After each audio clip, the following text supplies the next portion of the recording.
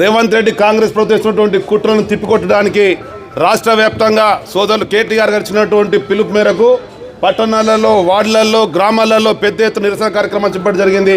2 సంవత్సరాల అసమర్థ పాలనతోని రేవంత్ రెడ్డి కాంగ్రెస్ ప్రభుత్వం పరిపాలిస్తున్నది.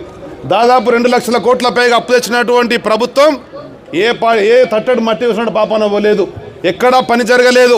కానీ కేసీఆర్ గారి మీద అక్రమ కేసులు పెట్టి అక్రమ విచారణల పేరు మీద, కేటీఆర్ గారి పేరు మీద, హరీష్ రావు గారి పేరు మీద, సంతోష్ రావు గారి పేరు మీద నోటీస్ ఇస్తే ఈ కాకమ్మ కబుర్లు కేసీఆర్ గులాబీ సైన్యం వెను తిరగదు, కదము దొక్కుతుంది, కథన రంగంలో ఉంటుంది. కన్నెర వేస్తే ఈ కాంగ్రెస్ రేవంత్ రెడ్డి ప్రభుత్వం కాలగర్భంలో కరవడం ఖాయమని చెప్పని మనం వేస్తున్నా. ఒక మోసపూరితమైనటువంటి మాటలు చెప్పి అభివృద్ధి ముసుగులో అన్యాయం చేసినటువంటి సంజయ్ని ఓడగొట్టేంత వరకు ప్రతి గులాబీ సైనికుడు వీర కంకణం కట్టుకోవడం చెప్పి మనం చేస్తున్నా. మీరు ఇచ్చినటువంటి సిట్ నోటీసు ఏదేమైనా కానీ కేసీఆర్ గారి మీద ఈగ వాలినట్టయితే రాష్ట్రం అంతా కూడా అగ్నిగుండం అవుతుంది. ఆ నాయకుని, మహానాయకుని నాయకత్వంలో తెలంగాణ సమగ్రాభివృద్ధి మళ్ళీ జరగాలన్నా, తెలంగాణలో సామాజిక న్యాయం జరగాలన్నా కేవలం కేసీఆర్ నాయకత్వంలో ఉండేటువంటి గులాబీ దళంలోనే ఉండే విషయాన్ని కూడా మా కార్యకర్తలను గెలిపించుకునే విధంగా ఉంటామని చెప్పని